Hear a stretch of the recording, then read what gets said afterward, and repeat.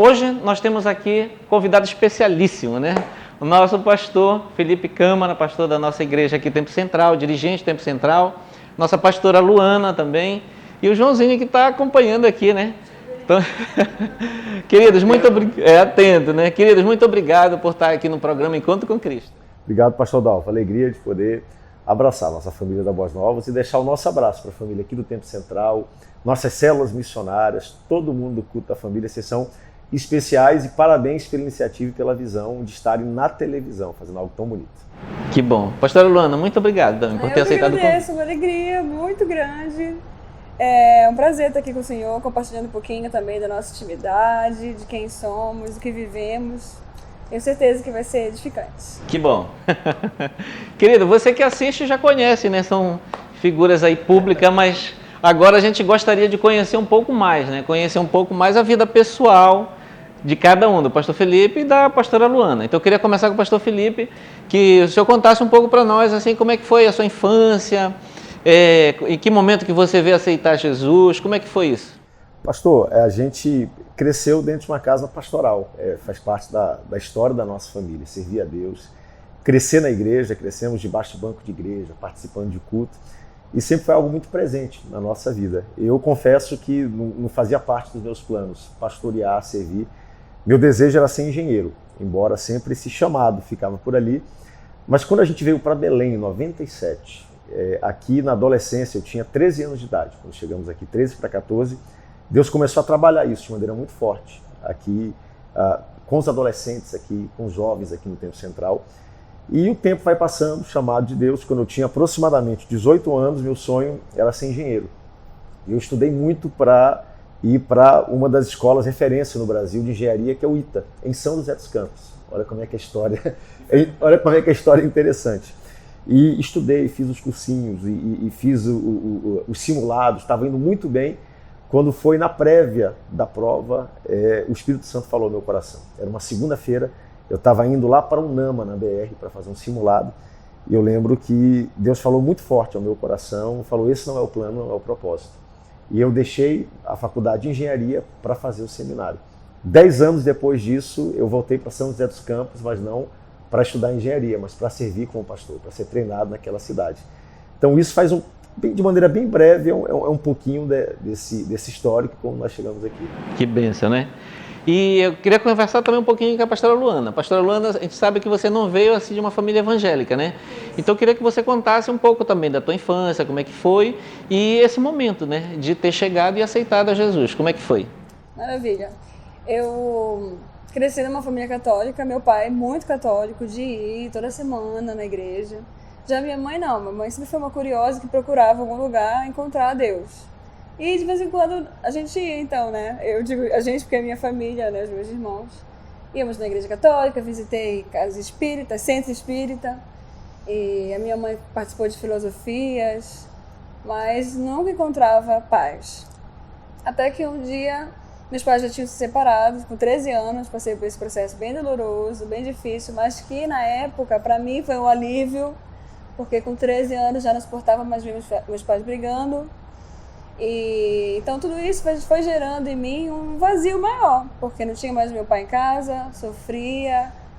Na adolescência não tinha orientação do meu pai, da minha mãe juntos, então a gente fazia o que dava na telha. A minha mãe trabalhava muito, não conseguia controlar a gente, e por falta de princípios também. Aí chegou um tempo que eu e minha irmã, a gente falou uma para outra, se Deus existir, porque eu nem acreditava em Deus, se Deus existir, bora pedir para Ele mudar a nossa vida e nos dar um sentido, porque eu fechava o olho e falava assim, nossa, por que eu existo? E daí, isso era julho de 2000. Em outubro, eu recebi o convite de uma pessoa, amigos da escola, e eles falaram assim, pra gente ter uma experiência com Deus, ir pro encontro, que ele tinha ido pro encontro com Deus e queria levar a gente pra igreja. E eles foram muito cuidadosos na época, levaram com um grupo para célula, para igreja e tal, e para célula. E na primeira vez que eu fui para igreja, não teve apelo, pastor. Graças a Deus que o meu cunhado convidou a minha irmã. Ele insistiu, Foi uma pessoa assim que discipulou mesmo, explicou beabá de tudo. Porque não basta explicar a palavra, mas a vida com Deus. E a gente começou, aí a gente foi no outro dia e aceitou Jesus juntas. E foi um apelo assim que o pastor perguntou, eu não sabia o que ele estava fazendo, eu achava que todo mundo ia levantar a mão. E aí só eu e minha irmã levantamos, mas foi sincero, foi genuíno mesmo. E ele chamou pra frente e a gente foi chorando. Aí nunca ninguém, depois que eu vi, nunca ninguém abraça o pastor. Mas eu tava tão comovida que eu abracei o pastor e chorei. Mas eu lembro que uma das coisas que mais me marcaram, pastor, foi o abraço das pessoas quando eu aceitei Jesus. Por quê? Eu não conhecia aquelas pessoas. E no mundo, nós não somos abraçados. A gente cruza com pessoas que dizem bom dia, boa tarde, boa noite, mas na verdade elas não querem nem saber de ti. Elas perguntam se está tudo bem, mas elas não querem saber a tua resposta. E eu vi naquele lugar pessoas que estavam querendo saber a resposta. Elas queriam saber se eu realmente estava bem, se eu realmente se eu tinha paz, se eu tinha alegria, se eu tinha amor no meu coração. E me abraçavam de verdade, querendo fazer uma amizade real. E era justamente isso que eu precisava. Naquela oração que eu fiz com a minha irmã, Deus, se tu existe, muda a minha vida. Eu quero amigos verdadeiros, porque no mundo a gente não tem. Eu quero um propósito de vida, porque eu não tinha. E Deus deu tudo isso quando a gente aceitou Jesus. E foi genuíno. O Espírito Santo mudou da água para o vinho. Trouxe paz, trouxe alegria. É o que o Evangelho faz, né, pastor? E o que a Bíblia fala também, né? Clama a mim e responder-te-ei. Então, quando você clamou a Deus, né? Disse, Deus, será que tu existe? E aquela que nem era uma oração, parecia não ser uma oração, mas Deus recebeu como uma oração. E esse processo foi um processo interessante porque Deus começou a mover. Eu venho de uma casa de tradição já evangélica, sou 4ª geração assembleano. Por isso, nosso tema ano que vem é nossos filhos e nossos netos terão a mesma fé, mas a Luana não veio de uma tradição. E a gente vê como o Evangelho transforma a vida da pessoa, mas a vida da família também. Porque a irmã dela aceitou a Jesus, a mãe dela aceitou a Jesus. Nós batizamos juntos. E a família foi sendo alcançada Meu irmão pelo amor de aceitou Deus. Jesus, meu pai, tem amigas que começaram a aceitar Jesus. Vai alcançando, né, as pessoas próximas, né? E muito bem colocado quando você falou que foi para um pequeno grupo, né? Uma célula. Isso é muito bom numa igreja que se trabalha com pequenos grupos, porque aproxima, né? A pessoa se sente acolhida. Você falou em abraço também, né? Cria relacionamentos ali mais íntimos, mais próximos, que a gente não entra na igreja e sai como se ninguém percebesse. A gente entra na igreja e nem quer sair, porque ali a gente tem uma roda de amigos que a gente quer ficar conversando. E também esse relacionamento vai para fora da igreja. Vai para uma lanchonete. Eu lembro que a gente se divertia indo para casa. Eu chegava a dormir na casa das minhas amigas da igreja.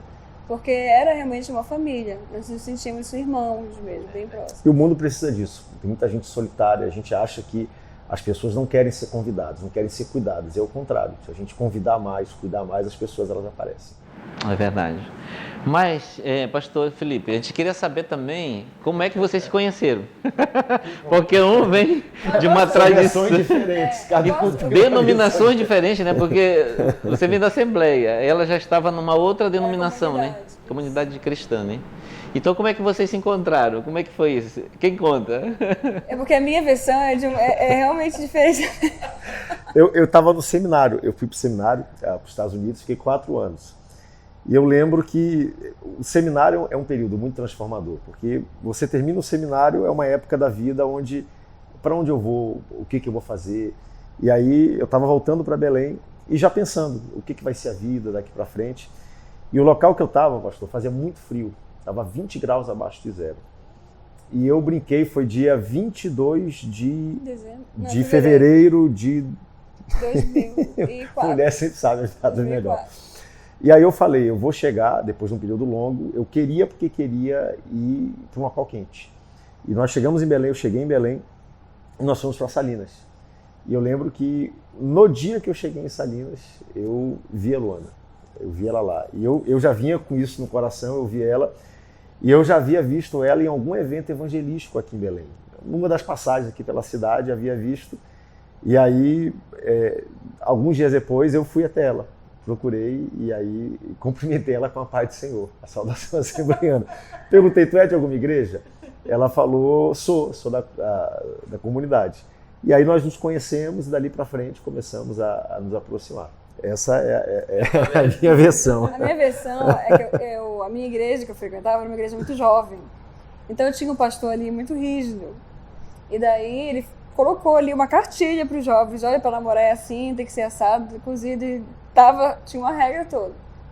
Então nesse período eu falei, eu vou me consagrar desse jeito que o pastor falou, eu era muito obediente. E aí eu falei diante do Senhor que eu queria que ele falasse comigo e me revelasse como é que ia ser. Mistério. E orando, Deus falou para mim que eu ia ficar num período. Eu falei, Senhor, se o Senhor quiser, 3 anos só em oração. Mas não era propriamente para encontrar o varão, né, que a gente fala brincando. Mas era para conhecer o Senhor. Porque eu já tinha me passado dentro da igreja por um relacionamento frustrado. E eu falei, eu não quero errar novamente. Então eu queria aprender a viver uma vida com Deus para poder estar pronta para algo novo. E aí nesse período eu falei, quero ficar 3 anos, Senhor, só em oração, e o Senhor vai falar comigo. E aí Deus falou para mim, não, vai ser 2 anos. Pastor, e com 2 anos, terminou esse ano, eu falei, terminou os 2 anos, eu vou conhecer a pessoa que Deus quer que eu case. E no outro dia eu conheci ele. Do propósito, né, com Deus. No outro dia eu conheci ele. Resposta de oração, né? Deus tinha me falado o nome dele em sonho. É mesmo. E que eu ia conhecer na praia. E quando eu conheci ele, depois a gente começou a corte, a gente não foi namorando logo, foram 4 meses de corte, de amizade, para conhecer família, propósito, sonhos, para ver se encaixava. Sim. E aí esse é um dos maiores erros dos relacionamentos de hoje em dia. As pessoas nem se conhecem, já estão namorando, já estão casando. Então eu acho que fica a dica, né? E às vezes acontece até na igreja, né? De pessoas que eu ouço falar, dizem assim, não, eu tô namorando pra ver se é essa pessoa. Tem que namorar pra casar. Eu falei pra ele, a primeira coisa que eu disse pra ele, olha, eu só namoro se for pra casar. A gente também não tinha mais muito tempo a perder, não tinha mais idade pra passar. Mas foi assim. Mas falam assim, ainda são jovens, né? Mas que bom, né? Que é fruto de oração, e tá assim, algo debaixo da vontade de Deus é perfeito, né? Deus ele dirige, Deus ele cuida, Deus ele prepara. E eu sempre brinco, pastor, a igreja é um ambiente que conecta a vida das pessoas. A gente não percebe, mas a igreja ela transforma e altera a nossa vida de mais maneiras do que nós entendemos. Eu conheci a Luana por causa do ambiente de igreja, eu havia visto ela no ambiente de igreja, e a gente percebe que Deus ele vai conectando propósitos, vai conectando pessoas aqui dentro. E a vida de muita gente que nos assiste é dessa forma. Deus ele tem um projeto e Deus foi guiando. Bom, mas aí vocês enfrentaram logo um desafio de início de casamento, né? Não, o desafio foi antes, do namoro. Com 1 ano e meio de namoro, ele teve que ir para o Rio de Janeiro trabalhar. Sim. E a gente ainda namorou 3 anos e meio à distância. Foram quase 4 anos e meio. 1 ano e meio aqui em Belém, a Luana é de Belém, e 3 anos no Rio, e aí casamos e fomos morar no Rio. E aí, pouco tempo depois, quase 1 ano depois, nós assumimos o desafio de São José dos Campos. Aí foi outro desafio. Foi outro. E isso bem novinhos ainda, né? Pegando uma igreja grande. Tinha 27 anos de idade, pastor. 27 anos de idade. E a gente já estava no sonho de ter filho. E nesse período eu perdi um bebê. Logo no início também. Foi bem conturbado. Mas Deus vai dando a capacidade. O interessante é que a gente vinha... Deus ele vai anunciando períodos novos da nossa vida. A gente conversava isso lá no Rio. A gente conversava antes que estava chegando o tempo de algo novo de Deus acontecer. E eu lembro que a maneira que São José se apresentou foi muito inusitada, foi muito rápido. E nós, ainda muito jovens, assumimos o desafio de ir para São José, ficamos lá 9 anos, pastor. 9 anos. E eu percebo que os jovens que nós éramos na época eram as pessoas ideais para aquele tempo e para aquela missão. Com a ingenuidade, com a... Eu brinco, o Felipe de hoje talvez não teria dado certo na situação que nós assumimos lá. Muito disponíveis, né? Até por conta assim da grande batalha, né? Foi um desafio muito grande. Mas foi extraordinário. Nossos filhos nasceram lá. A Sarinha nasceu em São José dos Campos. Samuel nasceu em São Paulo, mas cresceu naquele ambiente de São José. O Joãozinho já é produção paraense, já é. Não, os dois, todos foram produção aqui. Mas nasceram e cresceram lá. Já o Joãozinho nasceu aqui em Belém. Mas foi um período muito bom da nossa vida, de amadurecimento, de crescimento. A igreja em São José foi uma escola extraordinária. Uma igreja... Amizades, né, que se deixam. Sim, uma igreja grande, uma igreja... família, na verdade. Quando nós chegamos lá, ela tinha 67 anos. Então foi um período todo de transformação, de renovo para a igreja e para nós também. Que Deus Quantas trabalhou muito. igrejas tinham na época que vocês chegaram e quantas ficaram depois? Quando nós chegamos em São José, eram 178 templos. 178 templos. Quando nós saímos agora, eram 212. Mas muitos foram reposicionados. Inclusive o templo que nós concluímos lá a missão era um templo que nós iniciamos quase que do zero, tinha 5 anos. Nós tínhamos um templo tradicional, que era um templo no centro antigo da cidade, e havia um local na Via Dutra, que liga Rio a São Paulo, que era um local para onde a cidade crescia, onde aparecia, e nós pegamos um galpão lá do zero e falamos, olha, vamos começar um trabalho com a nossa cara, com as nossas características, mas visionário, olhando para frente, e Deus abençoou muito. O trabalho cresceu, foi uma escola. Foi uma bênção. Uma bênção. Glória a Deus, né? E depois desse trabalho todo lá, né, em São José dos Campos, aí chegou a hora de vir para Belém. Como é que foi isso? Como é que foi esse chamado, né? Porque a gente sabe que está perto, está próximo e era algo até impensável, né? Mas quando Deus chama, né, a gente tem que ver. Como é que foi isso também, essa mudança já de São José dos Campos para Belém? Vou deixar a Luana aqui de Belém falar, depois eu entro. Acho que desde aquela oração que eu falei que eu me consagrei, 2 anos, eu falei, Senhor, que a gente possa ser livre para te servir onde o Senhor chamar. Eu acho que eu vejo, infelizmente, hoje em dia, muitas pessoas presas nos lugares. Elas, por causa da família, por causa do trabalho, por causa disso e daquilo. Eu me formei e me pós-graduei e abri mão, porque eu queria ser funcionária pública. Só que a gente orando junto, nós conversamos e falamos assim, para nós vivermos a missão, não vai dar certo. Porque se eu for funcionária pública... Família, o tamanho da igreja, as demandas... Como é que vai ter essa flexibilidade? Porque a igreja, pastor não tem hora. Toda hora é hora para orar por alguém, para visitar alguém. Tinha que estar disponível. Então eu abri mão, nós conversamos e entramos de cabeça. E daí, essa foi a nossa oração. Senhor, nos leva e faz a gente ser o que tu quiseres. Porque não adianta, não é você que escolhe, é Deus que te vocaciona e direciona. E assim foi, quando a gente começou a sentir tanto o manifestado do pastor Samuel, a necessidade dele de aprender, de estar mais perto. Porque foram 9 anos que a gente fez o que a gente achava que estava certo. Eu brinco que a gente foi discipulado na prática ali. E tem aquele discipulado fino, aquele discipulado fino que a gente observava e era uma coisa que eu sempre almejava, de estar perto do pastor Samuel, de ser moldado e inspirado. E a gente... Até porque também tiveram pouco tempo, né? Porque quando passaste o tempo lá para os Estados Unidos, que veio, aí já foi para o Rio de Janeiro, né? Não teve. Então não teve um período Contato próximo, né? Assim, de E eu acho que, primeiro, o propósito de Deus, pastor Dalvo. Belém é uma cidade que sempre... Eu não nasci em Belém, mas me considero belenense de coração. Casei em Belém, conheci a Luana em Belém, um local Casamos que marcou. Casamos aqui no Tempo Central. E para a gente é um local. E a igreja em Belém, eu diria, é uma das igrejas mais pujantes desse país. É uma igreja missionária, uma igreja inovadora, uma igreja de vanguarda no seu tempo. Uma igreja de gerações. De gerações. Há 108 anos, a gente volta no tempo, a gente aqui valoriza muito a nossa história.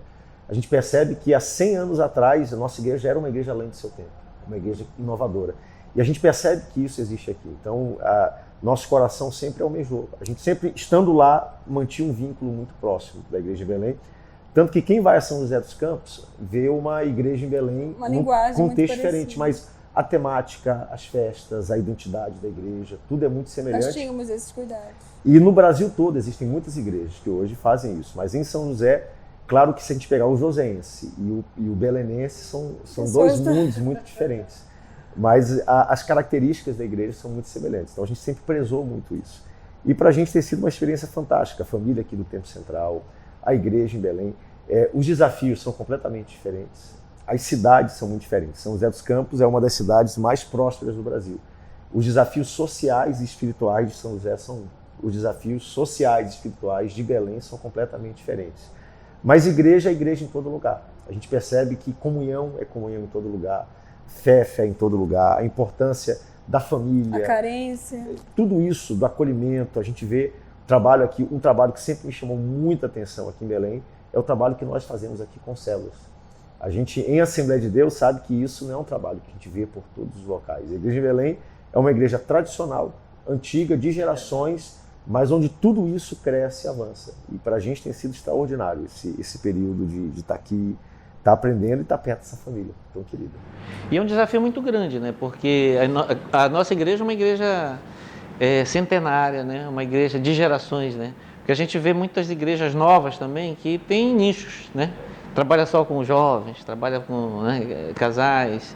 E a Assembleia, ela trabalha com a criança, com o adolescente, com o jovem, né? Com o idoso. A igreja engajada, atuante. No Tempo Central foi um ano da gente poder encontrar a batida do coração do templo. E agora, nesse próximo ano, tem muita coisa boa para A gente teve a alegria também de batizar a nossa filha. Quer dizer, o pai, né, o avô batizou. Batizar, de ter o Joãozinho. Apresentar. De aumentar o nosso ciclo de amizades.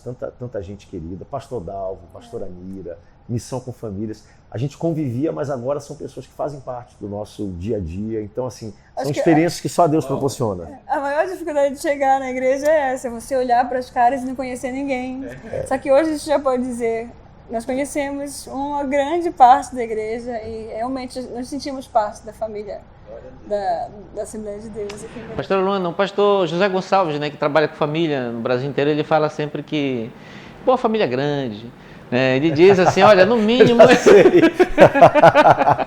Ele diz assim, olha, no mínimo o casal tem que ter pelo menos a sua aljava cheia. Ele diz que para a aljava cheia, 5 flechas, no mínimo 5 flechas. Então vocês ainda estão na terceira flecha com o João. Mas a fábrica não está fechada. Tão bonito mesmo. O pastor Felipe sempre fala que vai encher um banco da igreja, né? Encher um banco. A igreja... Mas tem banco maior e tem banco menor. Qual é o banco? Define. Estamos negociando. A igreja ela cresce por evangelismo, a igreja ela tem um crescimento natural. Se depender de nós, pelo crescimento evangelístico e do natural, não vamos ter crescimento. As crianças estão chegando. É bênção de Deus. Luana, então como está esse período para você assim, na igreja, né? Eu sei que ainda é um período ainda de transição, porque, né, você está chegando ainda aqui em Belém, teve a maternidade, teve o nascimento do João, ainda mais... Quais os seus planos aí para 2020? Eu sou muito observadora, eu sempre fui assim, eu olho, vejo o que está precisando, de que posso me encaixar, porque...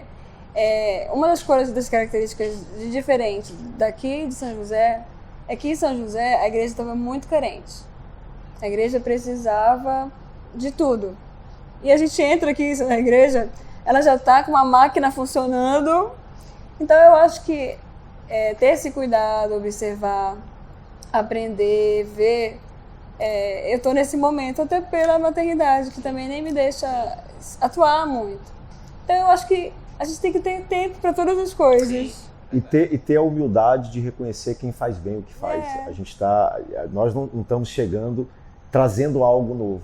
A gente tem muita coisa para dar, mas dentro disso tem muita coisa extraordinária acontecendo e a gente quer aprender com quem pode aprender e ensinar a quem podemos ensinar. Ver onde podemos encaixar e complementar essa equipe. Ninguém faz nada sozinho. Aqui no Tempo Central, eu brinco que é uma igreja que eu, o pastor Dalvo, nós somos auxiliares do pastor Samuel aqui, mas nem nós conseguimos acompanhar o dia a dia da igreja.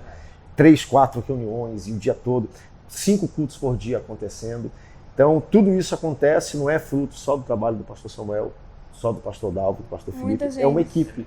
É gente que se doa, que se integra. Literalmente. E por isso a igreja cresce. Aqui no Tempo Central, né, dificilmente alguém fica parado, só se quiser.